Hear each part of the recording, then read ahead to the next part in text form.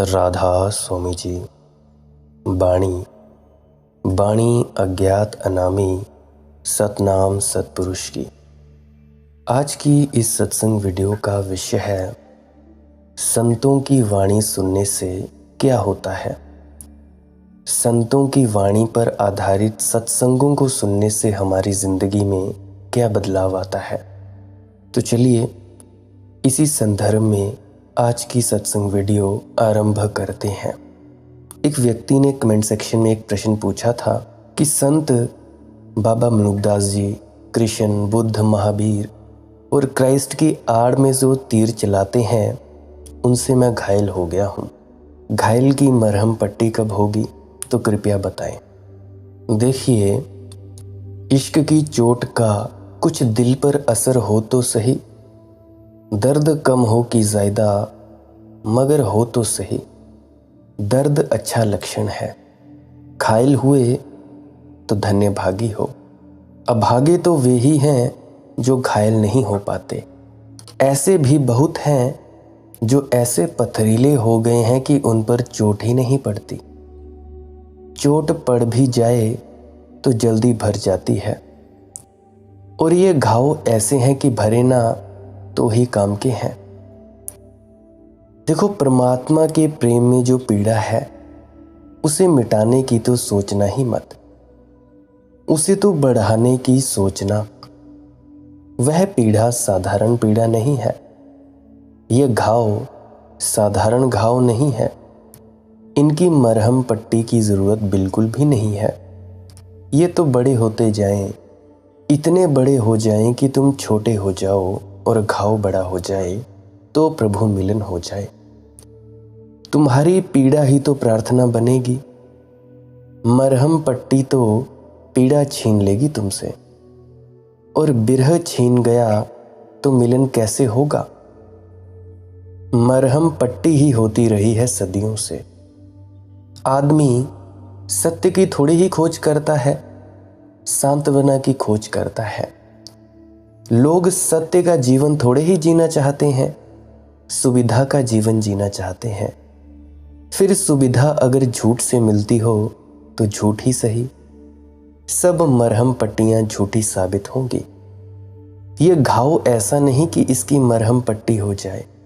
यह घाव आंतरिक है, आत्मा का है। यह तो परमात्मा मिलेगा तो ही भरेगा, उसके पहले नहीं भरेगा। तो गुरु घाव तो बना देगा, मरहम पट्टी नहीं की जा सकती। मरहम पट्टी तो परमात्मा के मिलन पर होगी, और मिलन तभी होगा जब घाव तुमसे बड़ा हो जाए। तुम्हारे बिरह की पीड़ा इतनी हो जाए कि तुम उससे छोटे पड़ जाओ। तुम्हारे आंसू तुमसे बड़े हो जाएं, तुम्हारी पुकार तुमसे बड़ी हो जाए, तुम्हारी प्यास तुमसे बड़ी हो जाए, तुम छोटे पड़ जाओ। कोई उपाय ही ना बचे प्यास को बुझाने का। उस अत्यंत घड़ी में जब तुम बिल्कुल निरुपाय हो जाते हो, निरुपाय हो जाओ, असहाय, तभी, केवल तभी प्रभु का मिलन होता है। तुम मरहम पट्टी की तो बात सोचना ही मत। मैं तो घाव को और उघाड़ूंगा।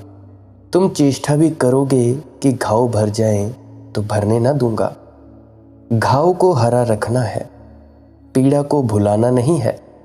पीड़ा चुभने लगे, 24 घड़ी चुभने लगे, उठते बैठते सोते जागते चुभने लगे।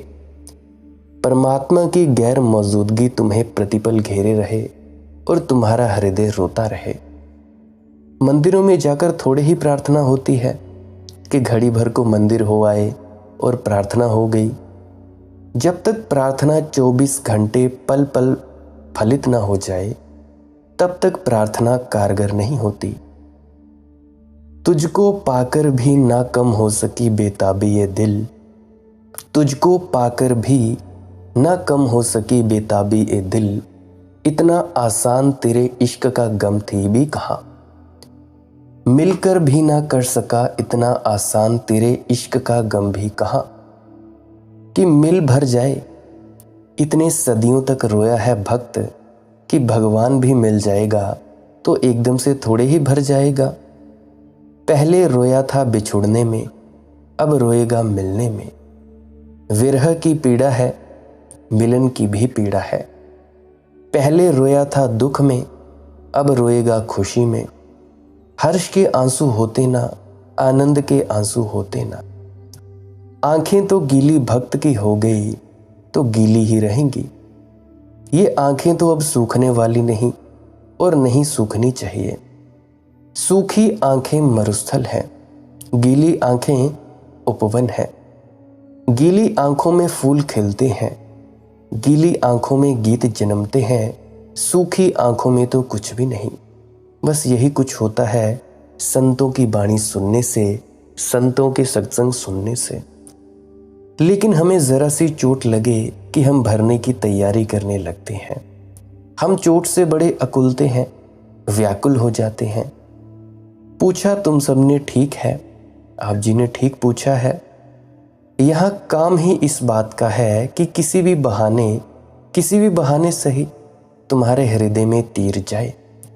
और पीड़ा भी तुम्हें हो रही है, वह भी मैं जानता हूँ। संसार व्यर्थ दिखाई पड़ने लगता है, सुन सुनकर, सोच सोच कर, विचार कर करके, और परमात्मा का कहीं पता नहीं चलता। यही तो घाव है। जो हाथ में है सार्थक नहीं मालूम होता, और जो सार्थक मालूम होता है वह कहाँ मिलेगा, कैसे मिलेगा, उसका कुछ पता नहीं चलता। तो हाथ की संपदा तो राख हो जाती है और परमात्मा एक सपना बनकर डोलने लगता है। उसके सत्य की कुछ पकड़ नहीं बैठती कि कहाँ है, कैसे शुरू करें, कैसे उसमें प्रवेश करें। इस सुविधा में प्राण तड़फड़ाते हैं, मगर सांत्वना से हल ना होगा। सांत्वना तो फिर तुम्हें सुला देगी। सांत्वना ही देते हैं लोग, वे तुम्हारी पीठ थपथपाते हैं। वे कहते हैं बेटा सब ठीक हो जाएगा। तुम जागते नहीं उनके पास, तुम उनके पास जाकर सोते हो। वे तुम्हें तिलमिलाते नहीं, तुम्हारे भीतर तूफान नहीं उठते, और तूफान के बिना कुछ भी ना होगा। अंधड़ चाहिए, तुम्हारी आत्मा आंधी बने तो ही कुछ होगा। तो तुम मुझसे बहुत नाराज भी होगे कि ये तो बड़ी सुविधा में डाल दिया, घाव भी दे दिया, दवा का कुछ पता नहीं। बहुत तुम मुझे कमेंट सेक्शन में लिखकर भेजते हो, तुमने ही दर्द दिया है, तू ही दवा देना। दवा मैं नहीं दूंगा, इस मामले में साफ हो लो। दर्द ही दूंगा, दवा तो परमात्मा है। दवा तो तुम्हारे दर्द से ही उतरेगी। दवा तो तुम्हारी दवा की तरफ यात्रा है, और दवा तुम्हारे दर्द का ही अंतिम निचोड़ है। वह तुम्हारे दर्द का ही इत्र है। हजारों हजारों फूलों जैसे इत्र निचोड़ते हैं, ऐसे हजारों हजारों दर्दों और घावों से दवा निचोड़ती है। इसलिए जल्दी ना करो। कठिनाई तुम्हारी मैं समझता हूं। जिसने पूछा है कृष्ण वेदांत ने, जब कृष्ण नया नया आया था, कृष्ण वेदांत, तो शायद उसे ईश्वर का कुछ बोध भी नहीं था। शायद ईश्वर को तलाशने आ गए हैं। किसी मित्र ने कहा, कहीं कोई किताब हाथ लग गई, कोई उत्सुकता जगी, कोई जिज्ञासा उठी, कुतूहल में बहुत आ गए हैं। आ जाना तुम्हारे हाथ है, चले जाना फिर तुम्हारे हाथ नहीं। किस कारण पक्षी जाल में आ जाता है यह पक्षी जाने, लेकिन एक बार जाल में आ गया तो निकलना इतना आसान नहीं है। वेदांत जब आया था तो मुझे भली भांति पता है कुतूहल से आ गया होगा। कोई ऐसी मुमुक्षा नहीं थी। मुमुक्षा है कहाँ? लोगों को मोक्ष की आकांक्षा कहाँ है? हो भी कैसे? सुलाने वाले संतों की भीड़ है। जगाने की झंझट कोई लेना नहीं चाहता, क्योंकि अगर लोगों को जगाने लगो तो लोग नाराज होते हैं। जिसको जगाओ वही तुम्हारा दुश्मन होने लगेगा। उतनी झंझट कौन ले? शिष्य सोया रहे, गुरु को भी सुविधा है। वह भी सोया रहता है, शिष्य भी सोए रहते हैं। दोनों घुर्राते रहते हैं और एक दूसरे के स्वर में ताल से ताल मिलाते रहते हैं। गुरु को भी यही आसान है कि लोग सांत्वना से राजी हो जाएं। सांत्वना बड़ी सस्ती है, लेकिन सांत्वना का कोई भी मूल्य नहीं है। सांत्वना माया की सेवा में तत्पर है। सांत्वना के कारण ही तुम संसार में हो। तुम्हें जब भी चोट लगी, तुमने जल्दी से मरहम पट्टी कर ली। चोट कभी इतनी गहरी ना हो पाई कि तुम संसार से छूट ही जाते, कि तुम टूट ही जाते। चोट कभी इतनी गहरी ना हो पाई कि तुम्हारे जीवन में एक क्रांति आ जाती, तुम मुख मोड़ लेते और दूसरी यात्रा पर चल पड़ते। चोट के आसपास तुमने बड़ा आयोजन कर लिया है ताकि चोट लगे ना, लग भी जाए तो ढंकी रहे। सद्गुरु का इतना ही अर्थ है कि उस तट की तुम्हें बात सुना दे, तुम्हें बात बता दे। तुम लाख चाहो ना सुनो, लेकिन सुनाता जाए। और एक दिन तुम्हारे जीवन, तुम्हारे भीतर एक सपना जाग उठे और तुम उस तट के सपने देखने लगो, और यह तट तुम्हें व्यर्थ मालूम होने लगे। और इस तट पर तुम्हें कुछ सार ना दिखाई पड़े जिस पर तुम अब जी रहे हो। फिर अड़चन होगी। इस तट पर सार दिखाई पड़ता नहीं। यहाँ जीने में अर्थ मालूम होता नहीं। धन कमाने में अब रस नहीं। पद की दौड़ में अब प्रयोजन नहीं। अब संबंध भी सब बच्चों के खिलौने जैसा मालूम होते हैं। पत्नी, पति, बेटे, बेटियां, अब बड़ी मुश्किल हुई। अभी तक तो किसी तरह भुलाए भी थे अपने खिलौनों में। अब पता चला कि ये सब तो खिलौने हैं, असली तो उस पार है। यहाँ नकली में तो खूब भरमाए रहे, लेकिन अब कैसे? लेकिन बीच में बड़ा सागर है। असली उस पर है और बीच में बड़ा सागर है, और पार करना अकेले दुर्गम मालूम होता है। डूब जाने की ज़्यादा संभावना है बजाय पहुंचने के। इससे बड़ी घबराहट होती है, संताप पैदा होता है। अब जिन व्यक्ति ने प्रश्न पूछा है, तो वेदांत जी का सारा चैन और करार छिन गया है। अच्छा हुआ, ये पहला कदम है। फिर एक ऐसी घड़ी आएगी, घाव इतने गहरे हो जाएंगे कि अगर डूब भी गए सागर में तो कुछ हर्जा नहीं है। अभी तट बेकार हो गया, अब दूसरी घड़ी और घटेगी, और भी पीड़ा की घड़ी, तुम भी बेकरार हो जाओगे। अभी तुम बेकरार नहीं हुए। अभी लगता है ये किनारा तो बेकार हो गया, मैं सार्थक हूँ, दूसरे किनारे पहुँच जाऊँ तो आनंद ही आनंद होगा। जल्दी ही वह घड़ी भी आएगी कि घाव इतने गहरे हो जाएंगे कि तुम्हें लगेगा ये किनारा तो बेकार है ही, मैं भी बेकार हूँ। इसीलिए अब डर क्या है? अगर डूब भी गए सागर में तो क्या डूबेगा? कुछ है ही नहीं मुझ में, तो डूबने को क्या है? उसी दिन तुम उतरोगे। और जिस दिन तुम्हें ये दिखाई पड़ गया कि मैं ना कुछ हूँ, फिर देर नहीं परमात्मा से मिलने की। वही शर्त पूरी करनी है। मैं ना कुछ हूँ, मैं शून्यवत हूँ, मैं अपने को भी छोड़ने को तत्पर हूँ। परमात्मा ना भी मिले तो भी मेरे होने में कोई सार नहीं है। जिस दिन ये दिखाई पड़ जाएगा, उसी दिन फिर दांव पर लगाने में ना डरोगे। और अब कठिनाई तो सहना पड़ेगा, रहना पड़ेगा कठिनाई में। मरहम पट्टी मैं करने वाला नहीं, और मेरे मरीज की मरहम पट्टी कोई दूसरा कर दे, यह संभव ही नहीं। यह असंभव है। तेरे बगैर वाग से फूल ना खिल के हंस सके, कोई बहार किसी बात अब के बहार में नहीं। अब तुम्हें यहाँ कोई बहार मालूम पड़ेगी नहीं। प्रभु की सुध जगने लगी है। अभी छोटी किरण है, अभी नन्ही किरण है, बाल किरण है, यही लपट बन जाएगी। अभी तकलीफ हो रही है और तकलीफ बढ़ेगी। तकलीफ उस सीमा पर आ जाएगी कि तुम करीब करीब विक्षिप्त होने लगोगे। जग सूना है तेरे बगैर, आंखों का क्या हाल हुआ। जब भी दुनिया वसती थी, अब भी दुनिया वसती है। जग सूना है तेरे बगैर, आंखों का क्या हाल हुआ। तो पहला तो काम यह है कि तुम्हारी आंखों से तुम्हारे जग के सपने छीन लूं। जो जो तुम्हें सार्थक मालूम पड़ता है वह व्यर्थ मालूम पड़ने लगे। असहनीय पीड़ा में डालूंगा, डालना ही पड़ेगा, और एक दफा असार असार दिख जाए तो फिर तुम्हें सार खोजना ही पड़ेगा। फिर कोई लाख तुम्हें सांत्वनाएं दे, तुम जानोगे कि सब सांत्वनाएं हैं। मरहम पट्टी से कुछ काम ना होगा।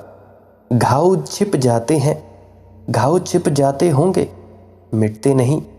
और ये घाव कुछ ऐसा नहीं है कि इसे मिटा लो, ये घाव तो सौभाग्य है। तुम धन्य भागी हो। कभी कभी लाखों में, करोड़ों में किन्हीं लोगों के हृदय में ऐसे घाव बनते हैं जो सिर्फ परमात्मा से ही भरे जा सकते हैं। और कितने जन्मों से तुम खोज रहे हो, जाने अनजाने, होश में, बेहोशी में। तुम्हारे कदम चाहे लड़खड़ा के ही चल रहे हो, लेकिन किस तरफ जा रहे हो, यात्रा क्या है, मंजिल क्या है, किसकी तलाश कर रहे हो? सोए सोए भी हम परमात्मा की तरफ ही तो अपने हाथ बढ़ा रहे हैं, टटोल रहे हैं अंधेरे में, मगर हम खोज उसी को रहे हैं। कहो आनंद, कहो मुक्ति, या जो नाम देना चाहो दे दो, लेकिन हम खोज कुछ विराट रहे हैं। सीमा से मन भरता नहीं, शुद्र से तृप्ति होती नहीं। ये बूंद बूंद सूख और प्यास को बढ़ा जाता है, घटाता नहीं, और गले को जला जाता है। अब तो सागर ही चाहिए, अब तो पूरा पूरा ऐसी ही तलाश चल रही है। और ये तलाश कोई नई नहीं है, लेकिन अब तक शायद धुंधली धुंधली थी, अचेतन थी। मेरी चोटों से अगर थोड़ी चेतन बनने लगी है तो बेचैनी आएगी, घबराओ मत। हजूर वक्त की हजरत अज़ल से है मुझको, ख्याल कीजिए कब से उम्मीदवार हूं मैं। कब से खड़े हो तुम पंक्ति में, पंक्ति में ही खड़े रहना है। सांत्वना करके जाओगे कहाँ, मरहम पट्टी करके होगा क्या? फिर इसी किनारे पर बस जाओगे, फिर कोई नया सपना रचा लोगे। मरहम पट्टी यानी सपना चाहते हो, कोई झूठ चाहते हो? फ्रेडरिक नीत्शे ने कहा है, आदमी इतना कमज़ोर है कि बिना झूठ के नहीं जी सकता। उसने ये भी कहा है कि भले लोगों, आदमी से उसके झूठ मत छीन लेना, अन्यथा आदमी पागल हो जाएगा। इस बात से मैं राज़ी हूँ, यह बात सच है। आदमी झूठ से जीता है। तुम्हारे पिता तुम्हारे लिए कहते थे कि बेटे के लिए जी रहा हूँ, तुम अपने बेटे के लिए जियोगे। तुम्हारा बेटा अपने बेटे के लिए जिएगा। कोई नहीं जी रहा है, दूसरों के लिए जिए जा रहे हो। तुम्हारे पिता अब नहीं है, छोड़ गए जो कमाया था, और जो छोड़ गए उसमें सारा जीवन गंवाया। ले जा ना सके ज़रा भी एक टुकड़ा भी उसमें से, खाली हाथ गए और सारा जीवन गंवा दिया। कमाई होगी संपत्ति, बैंक में छोड़ गए होंगे रुपए, लेकिन जो यहाँ का था यहाँ पड़ा है। वे तो ऐसे आए और ऐसे ही चले गए, ऐसे ही तुम चले जाओगे, ऐसे ही तुम्हारे बेटे भी चले जाएंगे। तो इस जगत में कोई कमा ही कहाँ पाता है, यहाँ तो सिर्फ गंवाना ही गंवाना है। पद पर पहुँच जाओगे। सांत्वना का अर्थ यही होता है, मरहम पट्टी का अर्थ यही होता है, थोड़ा धन कमा लो, थोड़ी प्रतिष्ठा मिल जाए, आदर सम्मान मिले, लोग मान्यताएं दें। और क्या चाहिए? सम्मान मिल गया, सब मिल गया, और क्या चाहिए? लेकिन क्या इसके मिलने से कुछ भी मिलता है? इसके मिलने से कुछ भी नहीं मिलता। तुम दुनिया के बड़े बड़े पद पर बैठ जाओ, पीएम सीएम हो जाओ, तो भी तुम खाली के खाली ही रहोगे। कुर्सी बड़ी हो जाएगी, तुम छोटे के छोटे रहोगे। जब यह बात दिखाई पड़ने लगती है, प्राणों में तीर सा चुभ जाता है कि अब करें क्या। यहाँ जो करने योग्य है वह करने योग्य मालूम नहीं होता, जो किया जा सकता है वह करने योग्य नहीं मालूम होता। और परमात्मा, ये तो शब्द ही बड़ा समझ में आता नहीं। ये तो बेबूझ है, ये तो कहाँ है भी या कवियों रहस्यवादियों की कल्पना मात्र है, संतों की कल्पना मात्र है। किसने जाना, किसने देखा? दृश्य तो व्यर्थ हो गया, और अदृश्य पर कैसे दांव लगाएं? नीत्शे ठीक कहता है, आदमी झूठ के बिना नहीं जी सकता। और तुम्हारे घाव का मतलब यही है कि यहाँ मैं तुमसे तुम्हारे झूठे छीन रहा हूँ, तुम्हारा झूठ छीन रहा हूँ, एक के बाद एक झूठ छीन रहा हूँ। तुम इस YouTube चैनल पर सुनने आते हो मेरी बातें, तो मैं तुम्हारे झूठ ही तो छीन रहा हूँ। रोज़ छीनता हूँ एक एक करके, और हर झूठ के छीनने पर तुम्हारा एक घाव उभरेगा। जब सब झूठ छिन जाएंगे तो तुम घाव मात्र रह जाओगे, नग्न घाव। लेकिन झूठ छिन ही जाना चाहिए, झूठ की पट्टियां अब और नहीं। जिस दिन तुम्हारे ऊपर कोई मरहम पट्टी न रह जाएगी, तुम एक उघड़े हुए घाव हो जाओगे। घाव मात्र।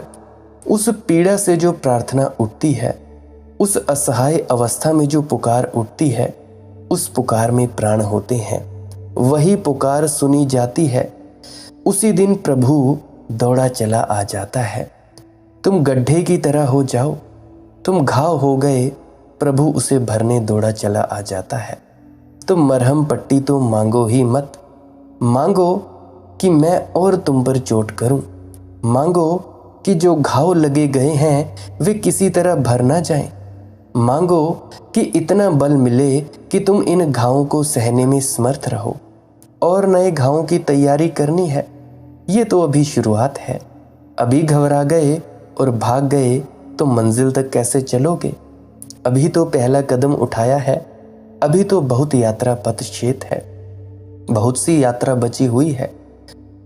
दूर क्षितिज पर बादल छाए, लोचन मेरे क्यों भर आए। सोन जूही सी धूप शरद की, छिप छिप रहती ओट दर्द की। आंख मिचोली सा यह जीवन, धूप छांव बन बन भरमाए। खुशियां रखी तुम्हारे आगे, दर्द मिला मुझको बिना मांगे। कैसी यह बेरहम बेकसी, तड़प तड़प कर मन रह जाए। यह सतरंगी स्वप्न तुम्हारे, मेरी सीमाओं से हारे।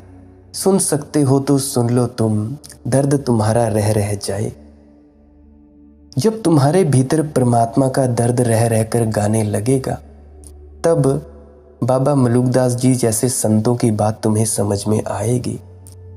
कहते मलूकदास कि ना तो मैं अब नाम लेता जिह्वा से राम का, ना पूजा पाठ ना प्रार्थना, अब सब छोड़ छाड़ दिया। अब तो हरि स्वयं मेरा भजन करते हैं, अब तो वे मेरी याद करते हैं। जिस दिन तुम सब दांव पर लगा दोगे और कुछ भी बचाओगे ना, उसी दिन क्रांति घटती है। परमात्मा तुम्हारी याद करने लगता है। उस याद को अर्जित करने के लिए पीड़ाओं से गुजरना जरूरी है। पीड़ाएं निखारती हैं, पीड़ाएं मांझती हैं। पीड़ा की अग्नि से गुजरे बिना कोई कभी स्वर्ण नहीं बन पाता है। तुम सब कहते हो कि भाई हमें दुख बहुत है। कोई भी मुझे कॉल कर ले, कोई भी कोई प्रश्न पूछे, उससे पहले यही पूछता है कि भाई दुख बहुत है। अरे भाई, मुझे बस इतना बताओ कि दुख और पीड़ाएं किसकी ज़िंदगी में नहीं है। कोई ऐसा शख्स ले आओ कि किसकी ज़िंदगी में पीड़ा नहीं है। बाबा नानक कहते हैं, नानक दुखिया सब संसार, कि जब मैंने पूरी दुनिया देखी तो भाई सारा संसार दुखी है। केवल वही सुखी है जिससे हम पूछे ना कि भाई कैसे हो। अब मैं कभी भी पूछ लेता हूँ, मेरे आसपास के पड़ोसी हैं कि भाई कैसे हो। कोई कहता है समय कट रहा है, कोई कहता रहा है कि वक्त को धक्का है। अरे भाई, वक्त को धक्के ही दिए जा रहे हो, ज़िंदगी जियोगे कब? जवान कहता है जब मैं थोड़ा बड़ा हो जाऊंगा तब ज़िंदगी जीऊँगा। जब थोड़े बड़े हो जाते हैं तब वो कहता है बुढ़ापे में ज़िंदगी जिएंगे। जब बूढ़े हो जाते हैं तब वे कहते हैं कि भाई स्वर्ग नरक या अगले जन्म में जिएंगे। अरे भाई, ज़िंदगी जियोगे कब? देखो, ये पीड़ा तो, ये दुख दर्द जो भी तुम्हारी ज़िंदगी में आए हैं, ये सब तो परमात्मा की एक मौज है। तुम्हें उसकी याद दिलाने के लिए ही वो चाहता है कि भाई तुम उसकी याद करो। संत कबीर तो यहाँ तक कहते हैं कि दुख में सुमिरन सब करे, सुख में करे ना कोय। जो सुख में दुख सुमिरन करे, तो दुख काहे को होए। अरे भाई, तुम लोग दुख में ज़्यादा परमात्मा परमात्मा करते हो, ज़्यादा खुदा खुदा चिल्लाते हो। वे कहते हैं संत कबीर जी, अगर तुम सब सुख में सिमरन करते हो, सिमरन यानी क्या? शब्दों का जाप? नहीं मेरे भाई, नहीं। सिमरन यानी उसकी याद, गुरु की याद। जो व्यक्ति सुख में, जब उसको थोड़ा बहुत सुख महसूस होता है, किसी भी व्यक्ति को, जो व्यक्ति सुख में अपने गुरु का स्मरण करता है, उसकी याद करता है, सुख में परमात्मा की याद करता है, तब उसे कभी दुख नहीं होता है। इसीलिए संत कबीर कहते हैं, दुख में सुमिरन सब करे, सुख में करे ना कोय। जो सुख में सुमिरन करे, तो दुख काहे को होए। तो प्यारी साध संगत जी, तुम सभी जब तुम्हारी जिंदगी में सुख आता है, तो परमात्मा को तो भूल ही बैठते हो। उसका स्मरण तो क्या ही याद करना, गुरु की याद तो क्या ही करनी। तुम सत्संग भी, सत्संग सेंटरों में भी इसी डर से जाते हो कि कहीं भाई हमारा काम चल रहा है, हमारा काम ना रुकने लग पड़े। ये जो परमात्मा ने, गुरु ने हमें बच्चे दिए हैं, ये कहीं बीमार ना हो, ये कहीं परमात्मा उन्हें वापस ना ले जाए। अरे भाई, ऐसे तुम परमात्मा को पाओगे? ऐसे तुम अपने गुरु को खुश कर पाओगे? नहीं भाई, नहीं, ऐसे नहीं चलेगा। सुख मिला है तो सुख में उसको याद करो, नहीं तो दुख आना ही आना है। दुख क्या है? दुख तो बस इतना ही है कि परमात्मा तुम्हें ये चिताना चाहता है, ये तुम्हें याद करवाना चाहता है कि भाई मुझे याद करो। यही तो है दुख, और है क्या? कल के सत्संग में हम जानेंगे कि हमारे जीवन में इतनी उदासी और निराशा क्यों है। हम विस्तार पूर्वक जानेंगे इसके बारे में। और उसके पहले, सत्संग को अंत करने से पहले एक बात आपको ज़रूर याद दिलवाना चाहूँगा। ये जो आपको नाम जप या सुमिरन मिलता है, 5 जप, 5 नाम का जाप, 3 नाम का, 7 नाम का, या जितने भी नाम का जाप मिलता है, ये क्यों मिलता है?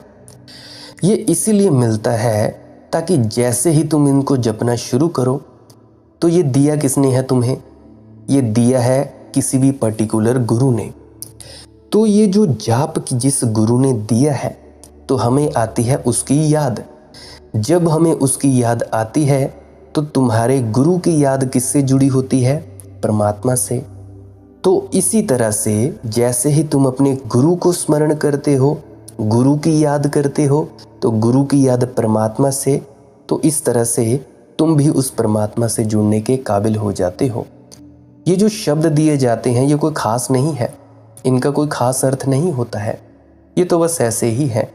मेन मकसद है पहले तो आपकी कंसंट्रेशन, एकाग्रता, और दूसरा सबसे खास अहम मकसद है कि तुम्हारा ध्यान गुरु की तरफ जाए।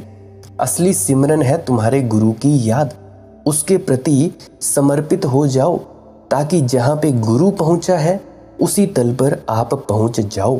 अगर ध्यान में बैठ सकते हो, भजन सिमरन कर सकते हो तो करो, पर भजन में भी तो तभी तरक्की होगी ना, अगर तुम प्रेम में उतरोगे, अपना समर्पण करोगे गुरु के ऊपर। मेरे ख्याल से आप समझ पाए होंगे शॉर्ट में कि आपको ये जो जप सिमरन क्यों दिया जाता है।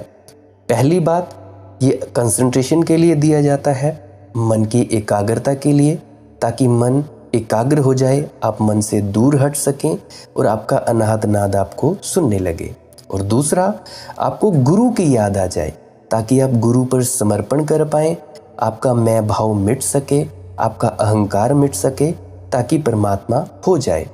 परमात्मा होना है क्या? मैं का अभाव। जिस मैं को तुम मैं समझते हो, ये झूठा मैं है। जब ये झूठा मैं मिट जाता है, ये झूठा मैं है क्या? तुम समझते हो कि तुम शरीर हो, तुम विचार हो, तुम यह हो, तुम काम हो, तुम संस्कार हो, तुम अपने कर्म हो, ये झूठा मैं है। जब ये झूठा मैं उतर जाता है, तब असली परमात्मा तुम हो पाते हो।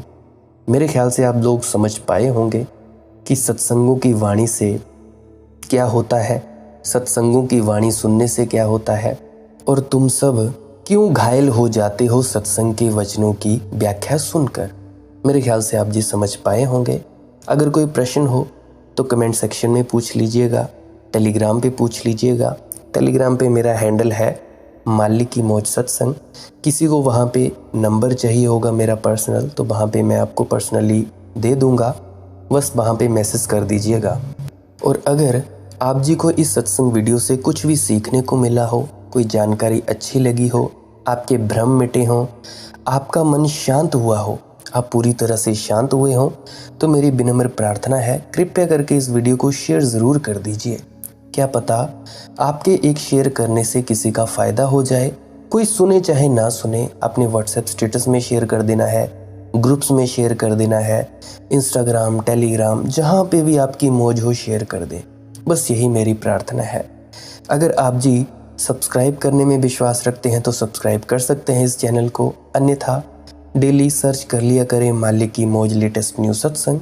वहाँ पे जो भी नया सत्संग डला होगा आप जी को मिल जाएगा।